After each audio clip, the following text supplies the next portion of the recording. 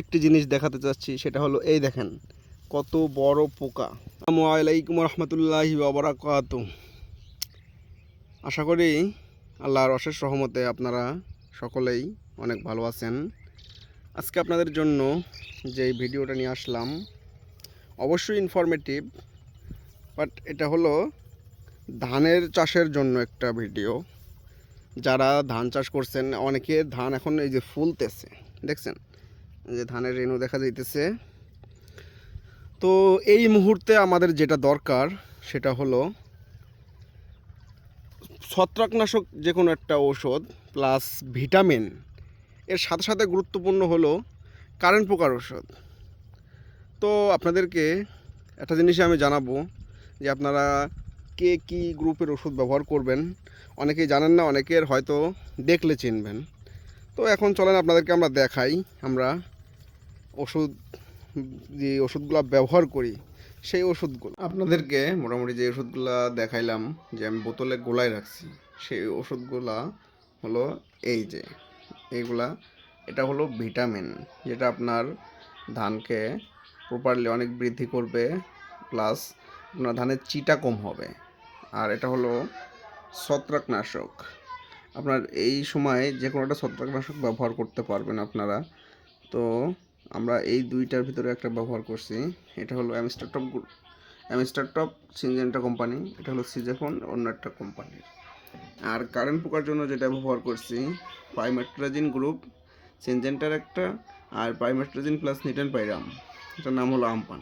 আপনাদের যেটা খুশি আপনারা ব্যবহার করতে পারেন। এক একজন আরও বিভিন্ন ধরনের কোম্পানি আছে, আপনারা চাইলে সেগুলো ব্যবহার করতে পারেন।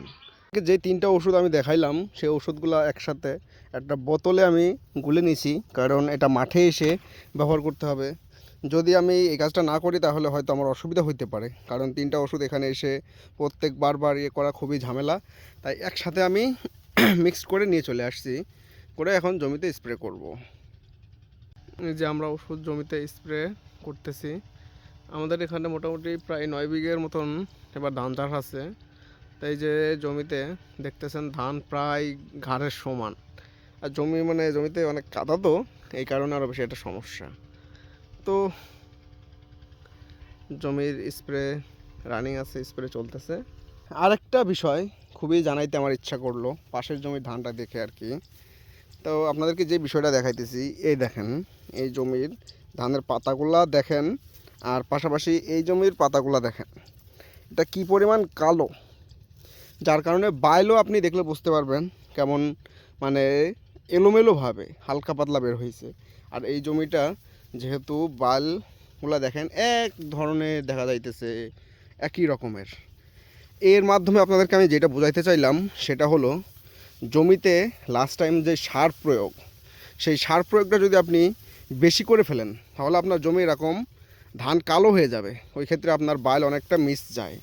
কিন্তু যদি আপনার বাল বেরোনোর সময় জমিটা মোটামুটি ধানটা লাল বর্ণের থাকে, সেক্ষেত্রে আপনার জমিতে ধান ঝেড়ে কষে একবার বের হয়ে যাবে। যেমন এটা দেখতেছেন, এটার সাথে আপনি এই যে পাশের জমিটাই কম্পেয়ার করতে পারেন। তো সবাই ভালো থাকবেন, সুস্থ থাকবেন। নেক্সট কোনো ভিডিওতে দেখা হবে আপনাদের সাথে আবার।